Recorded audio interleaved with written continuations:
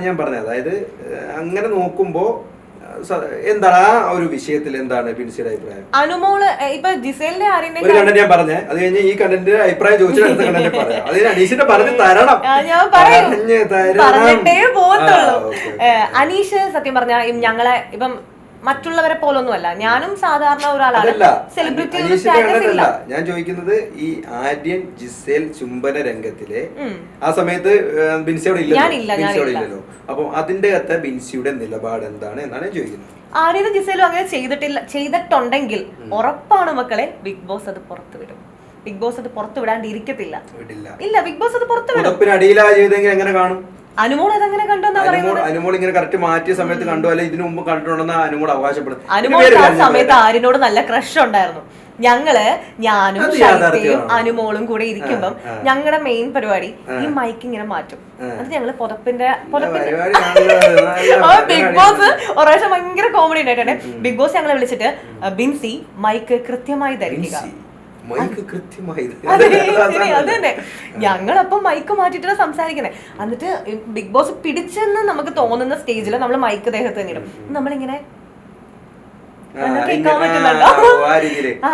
അതെ, ഇങ്ങനെ സംസാരിക്കുമ്പോ ശബ്ദം ശ്വാസം പോലും പുറത്തോട്ട് വരത്തില്ല. ലിപ് മൂവ്മെന്റ് മാത്രമായിരിക്കും. ഞാനും ശൈത്യ അനുവും കൂടി ഇങ്ങനെ നോക്കിയിരിക്കെ നമ്മൾ എന്താ പറയുന്നത് ഇതാക്കാൻ വേണ്ടിയിട്ട്. ആ സമയത്ത് കുറെ എക്സിന്റെ കാര്യം അല്ലെങ്കിൽ പാസ്റ്റ് അങ്ങനെ കുറെ കാര്യങ്ങൾ പരസ്പരം എല്ലാവരും ഷെയർ ചെയ്തിട്ടുണ്ട്. ശൈത്യ പറഞ്ഞിട്ടുണ്ട്, അനു പറഞ്ഞിട്ടുണ്ട്. അപ്പം അങ്ങനെ നമ്മൾ കുറെ കാര്യങ്ങൾ എല്ലാം കേട്ട് സംസാരിച്ചൊക്കെ ഇരിക്കുന്ന സമയത്ത് അനു പറഞ്ഞിട്ടുണ്ട്, എടി ആ പയ്യനൊരു നോട്ടം ഉണ്ടെടി, അവൻ ചെറിയ പയ്യനല്ലേടി, അല്ലെങ്കിൽ നമുക്ക് നോക്കായിരുന്നു, ചെറുതല്ലേടി എന്നൊരു സാധനം പറഞ്ഞിട്ടുണ്ട്. ആരും അവളെ കാട്ടി ചെറുതാണ്. നമ്മളത് ഫണ്ണായിട്ട് തന്നെ വിട്ടുള്ളൂ. ആ സമയത്താണ് എന്താ ഇങ്ങനത്തെ ആ സമയത്ത് പല കാര്യങ്ങളില് ജിസേലും ആര്യനും കൂടി ഇരിക്കുമ്പോൾ അനുവിന് പോസിറ്റീവ് ആവും. അപ്പൊ നമ്മളതൊക്കെ ഫണ്ണാണ്, കാരണം അനു ഞങ്ങളുടെ ഫ്രണ്ടാണ്, ഞങ്ങൾ മൂന്ന് ഭയങ്കര കൂട്ടാണ്. അപ്പൊ ആ സമയത്ത് നമ്മൾ ഫണ്ണായിട്ട് മാത്രമേ എടുക്കുന്നുള്ളൂ. അപ്പം പിന്നെ ആര്യന് വീക്കെൻഡ് ഡ്രസ്സ് കിട്ടുന്ന സമയത്ത് ഇവർ രണ്ടുപേരും മാച്ചിങ് ആയിട്ട് ബ്ലൂ ആൻഡ് ബ്ലൂ ഒക്കെ ഇട്ട് വന്ന് അങ്ങനെ അത് ഭയങ്കര ഒരു ഫണ്ണി ഒരു കോളേജ് ഒരു സാധനമായിട്ട് നമ്മൾ രസമായിട്ട് തന്നെ പോവായിരുന്നു. അത് കഴിഞ്ഞപ്പോഴാണ് അനു ഇങ്ങനെ പോസിറ്റീവ് ആകാൻ തുടങ്ങി. ഈ സേലത്ത് മിണ്ടുമ്പോ അങ്ങനെ മിണ്ടി ഇങ്ങനെയൊക്കെ പറയും. അപ്പൊ ഞാൻ സത്യം പറഞ്ഞാൽ വീട്ടിൽ ഇരുന്നത് കാണുമ്പോൾ വിചാരിച്ചത് പോസിറ്റീവ്നെസ് കൊണ്ടെങ്ങാനും ഇവള് പറഞ്ഞായിരിക്കും എന്നാ വിചാരിച്ചത്. അതല്ലാണ്ട് വേറെ തെളിവ് വേറെ ആരും ഇത് കണ്ടിട്ടില്ല. ബിഗ് ബോസ് ഇതിന്റെ ഔട്ടൊന്നും പുറത്ത് വിടുന്നില്ല. അപ്പൊ നമുക്ക് മനസ്സിലായി, ഞാൻ ഒട്ടും അതിനോട് യോജിക്കുന്നില്ല. പിന്നെ ഇപ്പം നമ്മള് യോജിക്കുന്നില്ല. പിന്നെ നമ്മള് പച്ചയായ മനുഷ്യനായിട്ടാണല്ലോ അതിനകത്ത് നിൽക്കുന്നത്. ചീത്ത വിളിക്കാന്ന് പറഞ്ഞാൽ ചീത്ത വിളിക്കും, സങ്കടം വന്നാൽ കരയും, സന്തോഷം വന്നാൽ ചിരിക്കും, അങ്ങനെയൊക്കെയാണല്ലോ. അപ്പൊ ആര്യനും ജിസയിലും അഥവാ അവർക്കൊന്ന് കിസ് ചെയ്യണമെന്ന് തോന്നി അവർ കിസ് ചെയ്താലും എന്താണ് ഇത്ര തെറ്റ് അനുമോൾക്ക്? അനുമോൾ എന്തിനതിൽ ഇടപെടണം? അത് അവരുടെ പ്രൈവസി അല്ലേ? അവരുടെ പ്രൈവസി. പക്ഷേ ഒരു ഇത്രയും 75 ക്യാമറ ഇരിക്കുന്ന ഒരു നമ്മുടെ മലയാളികൾ, ഞാനും എൻ്റെ അച്ഛനും എൻ്റെ അമ്മയും എൻ്റെ പെങ്ങളും എല്ലാവരും ഇരുന്ന് കാണുന്ന ഒരു പ്ലാറ്റ്ഫോമിൽ ഇരുന്ന് ചെയ്യേണ്ട കാര്യമാണ്. അല്ല, ഇതിനു മുൻപുള്ള ബിഗ് ബോസ് സീസണുകളിലെല്ലാം അത് ആവർത്തിച്ചിട്ടില്ലേ? പേളി ശ്രീനീഷ് സ്നേഹിച്ചു, അല്ലെങ്കിൽ ഇതിനു മുൻപുള്ള പല കണ്ടസ്റ്റൻസ് കിസ് ചെയ്തിട്ടുണ്ട്. അതൊക്കെ ആ ഒരു സെൻസിൽ എടുക്കാൻ മലയാളികൾ എന്തുകൊണ്ട് പുരോഗമന ചിന്താഗതിയിലേക്ക് വരുന്നില്ല? സ്വാഭാവികമായിട്ടും ഈ ശ്രീനിഷ് ഇപ്പൊ പറഞ്ഞല്ലോ, ശ്രീനിഷ് പേളി ഇവിടെ ഉമ്മ വെച്ചിട്ടില്ലേന്ന് ചോദിച്ചിട്ടില്ലേ? ഉമ്മ വെച്ചിട്ടുണ്ട്. അതിനെയൊക്കെ നല്ല ബാക്ക്ഗ്രൗണ്ട് മ്യൂസിക്കോട് കൂടി നമ്മളൊക്കെ ആസ്വദിക്കുക ചെയ്തിട്ടുള്ളത്. ഒരു പുതപ്പിനടിയിൽ കിടന്നല്ല ഉമ്മ വെച്ചത്. പുതപ്പിനടിയിൽ കിസിന് ഒരു ബാക്ക്ഗ്രൗണ്ട് മ്യൂസിക് ഇട്ടെന്നാ നിങ്ങൾ ആസ്വദിക്കുമായിരുന്നോ? അല്ല, അത് ആസ്വദിക്കുന്ന അത് ഞാൻ പറഞ്ഞേ, അതായത് ലൈംഗിക ദാരിദ്ര്യമുള്ള അത് ആസ്വദിക്കുന്ന ഒരു സമൂഹം കൂടി നമുക്കിടയിൽ ഉണ്ട് എന്നുള്ളത് ബിഗ് ബോസിനും അറിയാം, ലാലേട്ടനും അറിയാം, ഏഷ്യാനെറ്റിനും അറിയാം. അതുകൊണ്ടൊക്കെ തന്നെ ആയിരിക്കും അത് പുറത്ത് വിടാതിരുന്നത്. അതുപോലെ തന്നെ അങ്ങനെ പുറത്ത് വന്നു കഴിഞ്ഞാൽ, അത്തരത്തിലൊരു സംഭവം നടന്നിട്ടുണ്ടെങ്കിൽ അത് പുറത്ത് വന്നു കഴിഞ്ഞാൽ ഏറ്റവും കൂടുതൽ ബാധിക്കാൻ പോകുന്നത് ബിഗ് ബോസിനെയാണ്. എന്തുകൊണ്ട് ഏറ്റവും കൂടുതൽ ഞാൻ ഇന്നും വിശ്വസിക്കുന്നു, ഏറ്റവും കൂടുതൽ ഈ മലയാളി പ്രേക്ഷകർ അല്ലെങ്കിൽ കുടുംബ സദസ്സ് ഏറ്റവും കൂടുതൽ ബിഗ് ബോസ് കാണുന്ന ഒരു സമൂഹമാണെന്ന് ഞാൻ വിശ്വസിക്കുന്ന ആളാണ്. ഒരു കുടുംബത്തോടെ ഇരുന്ന് കാണാൻ പറ്റാത്ത ഒരു പ്രോഗ്രാം ആണെന്നുള്ള ഒരു പേര് വീഴും ബിഗ് ബോസിന്. അത് ബിഗ് ബോസിന് നെഗറ്റീവായിട്ട് ബാധിക്കും. അയ്യോ, ബിഗ് ബോസിന് അങ്ങനെ നെഗറ്റീവ് ആണോ പോസിറ്റീവ് ആണോ എന്നുള്ള തോട്ടൊന്നും അവർക്കില്ല. അവര് ഞങ്ങളെ വിളിച്ചിട്ടുണ്ടെങ്കിൽ ഞങ്ങൾ ആരെയും പ്രൊട്ടക്ട് ചെയ്യേണ്ട റെസ്പോൺസിബിലിറ്റി ബിഗ് ബോസിനില്ല. ഞങ്ങൾ എന്ത് കാണിക്കുന്നു അത് അതുപോലെ തന്നെ കാണിച്ചിരിക്കും. ഞങ്ങളൊരു 48 പേജാണ് ഒപ്പിട്ട് കൊടുത്തിരിക്കുന്നത്. അത് പുറത്തിങ്ങനെ വ്യക്തമാക്കാൻ പറ്റത്തില്ല. ഇല്ല, അത് പറയാൻ പറ്റത്തില്ല.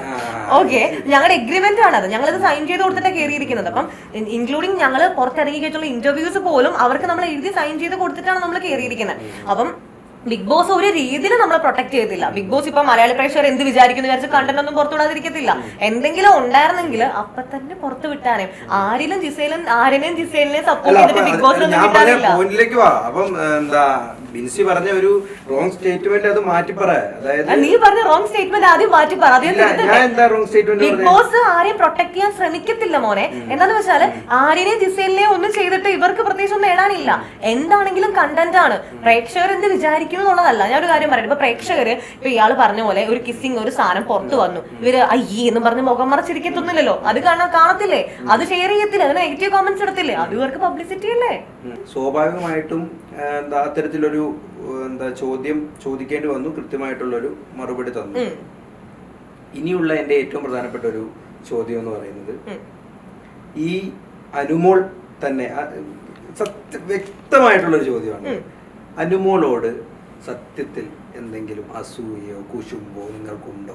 നിങ്ങളിൽ കുറച്ചു പേർക്ക് ഈ കപ്പടിച്ച് ഏകദേശം ഒരു 10-70 ലക്ഷം രൂപ കയ്യിലേക്ക് വന്നതിന്റെ ഒരു എന്താ പറയാ, ഉള്ളിന്റെ ഉള്ളിൽ കിടക്കുന്ന ആ ഒരു കുശുമ്പും അസൂയൊക്കെ ഇങ്ങനെ തികട്ടി വരുന്നതാണോ ഈ വെളിയിൽ കൂടെ ഓടി നടന്ന് ഇങ്ങനെ പറഞ്ഞുകൊണ്ടിരിക്കുന്നത്? അനുവിനെ കുറിച്ച് ഇല്ലാത്ത എന്തെങ്കിലും കാര്യം ഞാൻ പറഞ്ഞിട്ടുണ്ടോ?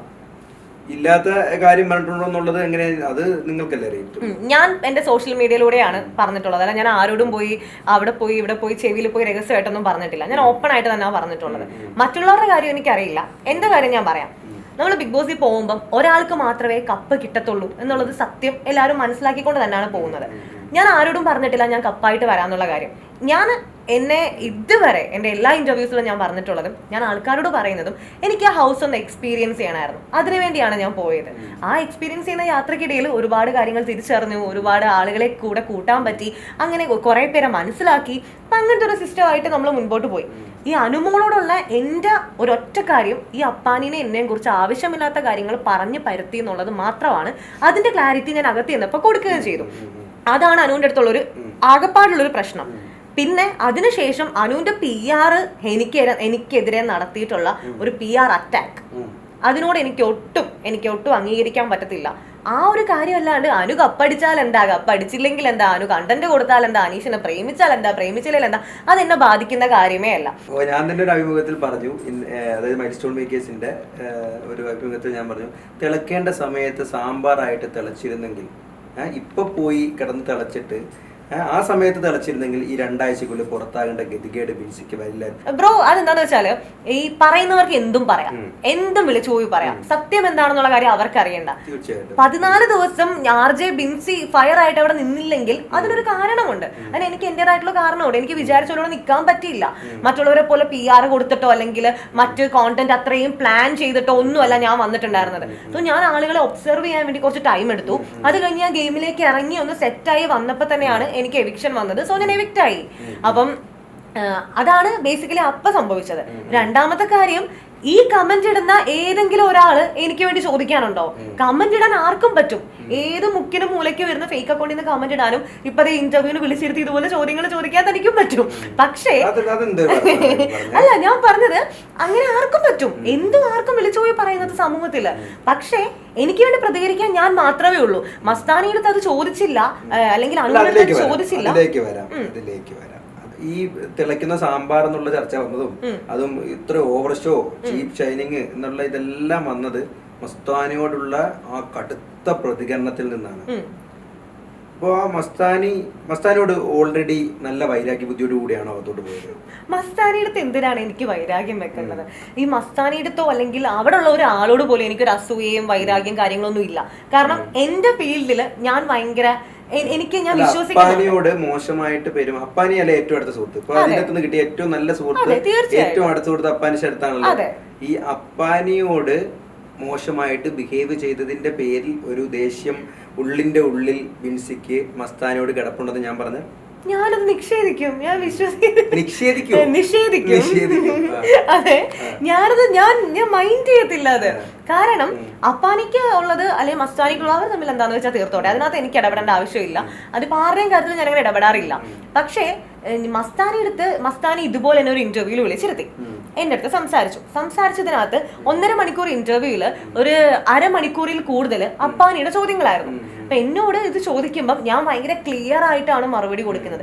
എന്നിട്ട് പോലും അതിനകത്തുനിന്ന് വളച്ചൊടിച്ച് മസ്താനി കുറെ ചോദ്യങ്ങൾ ചോദിച്ചു. അത് പിന്നെ എന്തെങ്കിലും ആയിക്കോട്ടെ, പോട്ടെ, ആ കുട്ടിക്ക് അതിനകത്ത് ഒരു സുഖം കിട്ടുന്നെങ്കിൽ കിട്ടട്ടെ എന്ന് ഞാനും വിചാരിച്ചു. അത് കഴിഞ്ഞ് മസ്താനി എൻ്റെ അടുത്ത് ചോദിച്ചൊരു ചോദ്യമുണ്ട്. ഞാൻ എൻ്റെ ദാരിദ്ര്യം വിൽക്കാൻ വേണ്ടിയിട്ടാണ് ബിഗ് ബോസിൽ വന്നത്. ലൈവ് കാണുന്ന സമയത്ത് ഫുള്ളും ബിൻസിയുടെ ഇല്ലായ്മകൾ പറയുമായിരുന്നു. ചാച്ചൻ്റെ ഓട്ടോ, ബിൻസിയുടെ വീട്ടിൽ പൈസ ഇല്ല, ബിൻസി പണയം വെച്ചിട്ടാണ് വന്നത്, ഇങ്ങനെയുള്ള കാര്യങ്ങളൊക്കെ പറയുമായിരുന്നില്ലേ ബിൻസി എന്നൊരു കാര്യം ചോദിച്ചു. അന്ന് ഞാൻ ആ ഇന്റർവ്യൂവിന് ഇറങ്ങിപ്പോയാലും തിരിച്ച് ഷൗട്ട് ചെയ്താലും പ്രശ്നം ഉണ്ടാക്കിയാലും എല്ലാവർക്കും അത് കണ്ടന്റ് ആണ്. അത് കാരണം ഞാൻ അതിന് മാന്യമായിട്ടുള്ള രീതിയിൽ ബിൻസിക്ക് മറുപടി പറയാനും അറിയാം, അതല്ലാണ്ട് മറുപടി പറയാനും എനിക്ക് നല്ലപോലെ അറിയാം. അതിപ്പോ നിങ്ങൾ കണ്ടല്ലോ. അപ്പൊ ഞാൻ ഭയങ്കര മാന്യമായിട്ടാണ് ആ ഇന്റർവ്യൂവിൽ സംസാരിച്ചത്. പിന്നെ അപ്പോഴത്തെ ഒരു മാനസികാവസ്ഥ എവിക്റ്റ് ആയി വന്നിരിക്കുന്ന സമയമാണ്, സങ്കടമാണ്, നമ്മൾ പോന്നു. അത് കഴിഞ്ഞ് ഇന്റർവ്യൂവിന്റെ ഔട്ട് ഇറങ്ങി കഴിഞ്ഞപ്പോൾ എൻ്റെ അടുത്ത് കുറേ പേര് വന്നിട്ട് പറഞ്ഞു, ബിൻസി മസ്താനിയുടെ ഇന്റർവ്യൂവിനകത്ത് ഫുൾ നെഗറ്റീവ് ആണല്ലോ, അങ്ങനെയാണ് ഇങ്ങനെയാണെന്ന് പറയുന്ന സമയത്ത് ആളോട് അത് ചോദിക്കാൻ പോലും പറ്റില്ല. അതിനുള്ളിൽ ആള് ബിഗ് ബോസിൽ പോയി. അത് കഴിഞ്ഞ് തിരിച്ചു വന്ന് ഞങ്ങൾ ഒരുമിച്ച് ഉണ്ടാകുന്ന ഒരു സ്റ്റേജ് എന്ന് പറഞ്ഞാൽ ഈ ഹൗസിന്റെ ഉള്ളിൽ ഞങ്ങൾ കയറിയ സമയമാണ്. ആ സമയത്ത് എനിക്ക് ചോദിക്കാൻ തോന്നി, എൻ്റെ വ്യക്തിപരമായിട്ടുള്ള കാര്യങ്ങൾ മാത്രമേ ഞാൻ ചോദിച്ചിട്ടുള്ളൂ, വേറെ ആരുടെയും കാര്യം എനിക്ക് ചോദിക്കേണ്ട ആവശ്യമില്ല. പിന്നെ മസ്താനി മേടിച്ചതാണ് എൻ്റെ അടുത്തുനിന്ന്. ഞാൻ ഫുഡ് കഴിച്ചുകൊണ്ടിരിക്കുന്ന സ്ഥലത്ത് വന്ന് എൻ്റെ അടുത്ത് ഇങ്ങോട്ട് വന്ന് മിണ്ടി എന്താ കാര്യം എന്ന് ചോദിച്ചപ്പോൾ ഞാൻ പറഞ്ഞത് എനിക്ക് സംസാരിക്കാൻ താല്പര്യമില്ല മസ്താനി, എന്താണ് കാര്യങ്ങൾ എന്നൊക്കെ അറിയാലോ, എനിക്ക് സംസാരിക്കാൻ താല്പര്യമില്ല എന്നാണ് പറഞ്ഞത്. അവിടെ നിന്ന് ട്രിഗർ ചെയ്ത് മസ്താനോട് ഒരു വൈരാഗ്യം ഇല്ലാതെ പോയതെന്ന് പറഞ്ഞല്ലോ. മസ്താൻ അങ്ങനെ സംസാരിക്കാൻ വരുമ്പോൾ എനിക്ക് താല്പര്യമില്ല എന്ന് പറഞ്ഞ എന്റെ ചേതോ വികാരം എന്തായിരുന്നു? എനിക്ക് താല്പര്യമില്ല. ഞാൻ ഇങ്ങനെയുള്ള ആൾക്കാരോട് എനിക്ക് മിണ്ടാൻ പോലും വൈരാഗ്യ ദേഷ്യം ഉണ്ടായിട്ടൊന്നുമല്ല, ഞാൻ ഇഗ്നോർ ചെയ്ത് വിടും. ഞാൻ അങ്ങനെയാണ്. ചില ആൾക്കാരോട് എനിക്ക് മിണ്ടാൻ തോന്നില്ല, മിണ്ടത്തില്ല, അത്രേ ഉള്ളൂ. അതാകുമ്പോൾ പിന്നെ പ്രശ്നമില്ലല്ലോ. നമ്മൾ ദേഷ്യത്തിനും പോകുന്നില്ല, സൗഹൃദത്തിനും പോകുന്നില്ല, ന്യൂട്രലിൽ നിൽക്കും. ഞാൻ അങ്ങനെയാണ് മസ്താനി എടുത്ത് നിന്നത്. അപ്പൊ മസ്താനി വന്നപ്പോൾ ഞാൻ ശാരിക ചേച്ചി എൻ്റെ അടുത്ത് നിൽക്കുന്നുണ്ട്. ശാരിക സംസാരിക്കും എനിക്കൊന്നും സംസാരിക്കണം താല്പര്യമില്ല. സത്യസന്ധമായിട്ട് പറഞ്ഞാൽ ചാച്ചന്റെ ഓട്ടോയിൽ നിന്നല്ല പ്രശ്നം തുടങ്ങുന്നത്, സത്യം പറഞ്ഞാൽ ഇന്റർവ്യൂവിൽ നിന്നാണ് പ്രശ്നം തുടങ്ങുന്നത്. അതെ, തീർച്ചയായിട്ടും. അത് ആദ്യമായിട്ടായിരിക്കും ഒരു മാധ്യമത്തിൽ പറയുന്നത് എനിക്ക് തോന്നുന്നു. അതെ, തീർച്ചയായിട്ടും. കുറെ പേർക്ക് ഒരു ഡൗട്ട് ഉണ്ടായിരുന്നു, എന്താണ് മസ്താനിയുടെ അടുത്ത് ഇത്ര പ്രശ്നം, എന്തിനാണ് ബിൻസി അത്ര പൊളിഞ്ഞത് എന്നുള്ള കാര്യം. അപ്പൊ ചാച്ചന്റെ ഒരു ക്ലാരിഫിക്കേഷൻ വേണമെങ്കിൽ ഇപ്പം അതെ. അപ്പം ചാച്ചന്റെ ഓട്ടോയെ കുറിച്ച് മസ്താനി പറഞ്ഞത് ഹൗസിന്റെ ഉള്ളിൽ നിന്ന് എനിക്ക് സ്വാഭാവികമായിട്ടും എനിക്ക് ഭയങ്കരമായിട്ട് പൊളിഞ്ഞു. പക്ഷെ അതിനു മുൻപും മസ്താനി പറഞ്ഞിട്ടുണ്ട്, ഇന്റർവ്യൂല് വിളിച്ചിരുത്തി ചാച്ചന്റെ ഓട്ടോയെ കുറിച്ചും എന്റെ വീട്ടിലെ അവസ്ഥയെ കുറിച്ചും ഒക്കെ എന്നെ ഇൻസൾട്ട് ചെയ്യുന്ന രീതിയിൽ സംസാരിച്ചിട്ടുണ്ട്. അതുകൊണ്ടാണ് എനിക്ക് അത്രയും പൊളിഞ്ഞത്. അല്ല, അപ്പൊ ഞാൻ ചോദിക്കുന്ന ഒരു കാര്യം, വളരെ സിമ്പിൾ ആയിട്ട് ചോദിക്കുന്ന ഒരു കാര്യം ചോദിക്കട്ടെ, അതായത് ചാച്ചന്റെ ഓട്ടോ ഒരു പ്രശ്നമാണോ? എനിക്ക് പ്രശ്നമല്ല, മസ്താനിക്ക് അത് പ്രശ്നമായിരിക്കും. അതുകൊണ്ടാണ് അവർ ആക്കിയ രീതി സംസാരിച്ചത്. ചാച്ചന്റെ ഓട്ടോ എന്ന് പറഞ്ഞാൽ എനിക്ക് ഭയങ്കര പ്രൗഡാണ്. ആ മനുഷ്യൻ ഓട്ടോ ഓടിക്കാൻ തുടങ്ങിയിട്ട് 28-29 വർഷം. കാഴ്ചപ്പാടിന്റെ പ്രശ്നമാണെന്ന് ഞാൻ അങ്ങോട്ട് പറഞ്ഞത്. ആരുടെ കാഴ്ചപ്പാടിന്റെ? ബിൻസിയുടെ കാഴ്ചപ്പാടിന്റെ. മസ്താനി പറഞ്ഞ ടോൺ കേട്ടിട്ട് അങ്ങനെ തോന്നിയായിരുന്നോ? എന്താ ഒരാള് ഒരു പ്രാവശ്യം പറയുന്നത് ഓക്കെ ഫൈൻ, നമുക്ക് സമ്മതിക്കാം. ഇത് രണ്ടാമതും മസ്താനി പറയുന്നു, അത് ചാച്ചന്റെ ഹോട്ടലല്ലേ പോയത്, ഇങ്ങനെ മസ്താനിയുടെ ക്ലോസ് ഒക്കെ നിങ്ങൾ കണ്ടില്ല. അപ്പൊ അങ്ങനെ അത്രയും ക്ലോസിൽ അത്രയും പുച്ഛിച്ച ഒരാൾ പറയുമ്പോൾ അത്ര ഒരു എന്റെ അപ്പൻ മാന്യമായിട്ടുള്ള ഒരു ജോലിയാണ് ചെയ്യുന്നത്. അതിനകത്ത് എനിക്ക് ഇത്ര കുറച്ചിൽ ഇതുവരെ തോന്നിയിട്ടില്ല. എത്രയോ ഈ കേരളത്തിലൊരു 10-25,000-ഓളം പേർ ഈ ഓട്ടോ ഓടിച്ച് ജീവിക്കുന്ന സമൂഹമുണ്ട്. അവരെയൊക്കെ അധിക്ഷേപിക്കുന്ന രീതിയിൽ പറയുന്നുണ്ടെന്ന് യോജിപ്പില്ല. എങ്കിൽ പോലും സ്വാഭാവികമായിട്ടും അപ്പം ഈ ഓട്ടോ എന്ന് പറയുന്നതിൽ അത്ര വിഷമോ കാര്യങ്ങളോ ഒന്നും എടുക്കേണ്ട ആവശ്യമില്ല. പിന്നെ എന്താണ് അത്ര ട്രിഗർ ആയത്? ഞാൻ പറഞ്ഞില്ലേ ബ്രോ, ഈ മസ്താനി ഒരുമാതിരി ആക്കിയ രീതിയിൽ ചാച്ചന്റെ ഓട്ടോയിലല്ലേ പോയതെന്ന് പറഞ്ഞപ്പോ എനിക്ക് പൊളിഞ്ഞു. എന്റെ അപ്പനെ പറയാൻ മസ്താനിക്കെന്നല്ല ആർക്കും ഒരു അവകാശവും ഇല്ല. കാരണം ആ മനുഷ്യൻ ആരെടുത്തും ഇതുവരെ ഒരു ദ്രോഹത്തിനും പോയിട്ടില്ല. അങ്ങനെയാണ് ഞാൻ നേരത്തെ ചാച്ചനുമായിട്ട് ബന്ധപ്പെടുത്തി കുറച്ച് വേണ്ടാത്ത ചോദ്യങ്ങൾ തന്നെ ചോദിച്ചെന്ന് ഞാൻ വിശ്വസിക്കുന്നു. ട്രിഗർ ചെയ്യാൻ വേണ്ടി തന്നെ ചോദിച്ചത്. മസ്താനി പറയുമ്പോൾ ട്രിഗർ ആവുകയും ഞാൻ പറയുമ്പോൾ ട്രിഗർ ആവാതിരിക്കുകയും ചെയ്യുന്നത് എന്താ? എന്റെ ഒരു നേച്ചർ, ഞാൻ ഭയങ്കര ഫ്രണ്ട്ലി ആയിട്ട് ഇപ്പൊ കണ്ടതേ ഉള്ളെങ്കിൽ പോലും ഞാൻ ഭയങ്കര കമ്പനി ആവുന്ന ഒരാളാണ് ഞാൻ. അത് മാക്സിമം ഞാൻ ഫണ്ണായിട്ട് തന്നെ എടുക്കത്തുള്ളൂ. പല കാര്യങ്ങളും ഞാൻ പെട്ടെന്ന് അങ്ങനെ ദേഷ്യപ്പെടത്തില്ല. പക്ഷേ ഒരു കോറെത്തുമ്പോ നമുക്ക് എന്താ പറയാ, ഒരു ഏരിയ എത്തുമ്പോ നമുക്ക് പൊളിയും, ഭയങ്കരമായിട്ട് പൊളിയും. മസ്താനി പറഞ്ഞപ്പോ എനിക്ക് പൊളിഞ്ഞു. അതാണ് ഇതിന് മുൻപ് ഞാൻ പറയട്ടെ, അതിന്റെ ഒരു സൈക്കോളജി എന്താന്ന് പറയട്ടെ. ഓൾറെഡി നമ്മുടെ ഉള്ളിൽ അവരോടൊരു ചെറുതെങ്കിൽ ചെറുത് അല്ലെങ്കിൽ വലുതെങ്കിൽ വലുത് ഒരു വൈരാഗ്യ ബുദ്ധി നമ്മുടെ മൈൻഡിൽ ഉണ്ടായിരുന്നു. എന്തെങ്കിലും കിട്ടാൻ എറിഞ്ഞിടാൻ കാത്തിരുന്ന സമയത്ത് മസ്താനിയുടെ നിർഭാഗ്യവശാലോ ഭാഗ്യവശാലോ, നിർഭാഗ്യവശാലം തന്നെ പറയാം, നിർഭാഗ്യവശാൽ അത്തരത്തിലൊരു പോയിന്റ് പറയും. അതിൽ ഓൺ ദ സ്പോട്ട് കയറി അറ്റാക്ക് ചെയ്യുകയാണ്. അത് ബ്രോയുടെ തെറ്റിദ്ധാരണയാണ്. എനിക്ക് മസ്താനി എടുത്ത് ചോദിക്കണം എന്നുണ്ടായിരുന്നെങ്കിൽ മസ്താനി വന്ന ആ വീട്ടിൽ കാല് കുത്തിയപ്പോ തന്നെ ചോദിച്ചാണ്. കാരണം മസ്താനി കരഞ്ഞു മെഴുകിയാണ് ആ വീട്ടിലേക്ക് കയറി വരുന്നത്. അത് കഴിഞ്ഞിട്ട് മസ്താനി ഓരോ കോർണറിൽ പോയി ഓരോ ആൾക്കാരോട് ഇതിനു മുൻപ് ഉണ്ടായിട്ടുള്ള മസ്താനിയുടെ ദുരനുഭവങ്ങൾ പങ്കുവെച്ച് അതിനെക്കുറിച്ച് പറഞ്ഞ് കരഞ്ഞുകൊണ്ടിരിക്കുകയാണ്. ആ സമയത്ത് എനിക്ക് മസ്താനിയുടെ അടുത്ത് അങ്ങോട്ട് പോയി വഴക്കുണ്ടാകാം. എനിക്ക് അതിനകത്ത് ആരെയും പേടിക്കേണ്ട ആവശ്യമില്ല. ബിഗ് ബോസ് ആ വീട്ടിൽ നിന്ന് ഇറക്കി വിട്ടാൽ പോലും പുറത്തെ കാര്യങ്ങൾ പറയരുതെന്ന് പറഞ്ഞിട്ട് ഞങ്ങളെ കയറ്റിവിട്ടത്. എങ്കിലും ഞാനത് സംസാരിച്ചു. അപ്പൊ അനുവിന്റെ അടുത്ത് ഞാൻ അങ്ങോട്ട് പോയാണ് ചോദിക്കുന്നത്. അതുപോലെ മസ്താനിയുടെ അടുത്ത് അങ്ങോട്ട് പോയി ചോദിക്കാൻ എനിക്ക് ഒരു മടിയുമില്ല. ആ ഒരു പെരുമാറ്റം ഭയങ്കര ഓവറായി പോയതായിട്ട് തോന്നുന്നു. എനിക്ക് ചോദിക്കാനുള്ള കാര്യങ്ങൾ ബ്രോ എനിക്ക് വേണ്ടി ഒന്ന് സംസാരിക്കോ, അല്ലെങ്കിൽ വേറെ ആരെങ്കിലും ഒന്ന് സംസാരിക്കോ? ഇല്ല, ഞാൻ തന്നെ സംസാരിക്കണം. ഇതിപ്പോ ഓവറായിട്ട് ഫീൽ ചെയ്യുന്ന ആൾക്കാരോട് എനിക്ക് ഒന്നും പറയാനില്ല. അത് ചിലപ്പോ ഒടിച്ചെന്നിരിക്കും, അത് ചിലപ്പോ തല്ലി ഒടിച്ചെന്നിരിക്കും. ഫിസിക്കൽ അറ്റാക്ക് ശരിയാണോ? അത് കയ്യിലിരിപ്പ് പോലെ ഇരിക്കും ഒരാളുടെ. മനുഷ്യന്റെ കാല് തല്ലി ഓടിക്കാന്നൊക്കെ പറയുന്നത് അത് ചിലപ്പം അപ്പനെയും അമ്മേനൊക്കെ പറഞ്ഞു കഴിഞ്ഞാൽ എനിക്ക് പൊള്ളും, ഞാനത് ചെയ്യും. ഒരു കോട്ടയംകാരി അച്ചായത്തിയുടെ ഒരു സമീപനമാണ്. RJ ബിൻസി അങ്ങനാണ്. എന്നെ ഒരു ആര് അമ്മേനെയോ അച്ഛനെയോ അല്ലെങ്കിൽ എന്തിനെ കുറിച്ച് മോശമായിട്ട് ആവശ്യമില്ലാത്ത കാര്യങ്ങൾ പറഞ്ഞ് അപമാനിക്കാൻ ശ്രമിച്ചാൽ ഞാൻ അങ്ങനെ ചെയ്തു. ആവശ്യമില്ലാത്ത കാര്യങ്ങൾ പറഞ്ഞ് അപമാനിക്കാൻ ശ്രമിച്ചത് എന്താണ് മസ്താനി? ചാച്ചൻ ഓട്ടോക്കാരാന്ന് പറയുന്ന ഒരു അപമാനിക്കുന്ന കാര്യമാണോ? മസ്താനി പറഞ്ഞ ടോണിലാണ് പ്രശ്നം. അതാണ് പറഞ്ഞ കാഴ്ചപ്പാടിന്റെ പ്രശ്നം. എന്ത് ടോൺ? ഓരോ വ്യക്തികൾ സംസാരിക്കുന്നത് അവരുടെ ടോണിലായിരിക്കും. ആ ടോണിൽ തിരിച്ചു മറുപടി പറയേണ്ടത്. തിരിച്ചു ഞാൻ പറഞ്ഞല്ലോ, മസ്താനിക്ക് അങ്ങനെ ഒരു ചാച്ചൻ ഇല്ലാന്ന് ഞാൻ തിരിച്ചു പറഞ്ഞു. അതിന്റെ കേടാണ് ആ കുട്ടി അവിടെ പറഞ്ഞത്.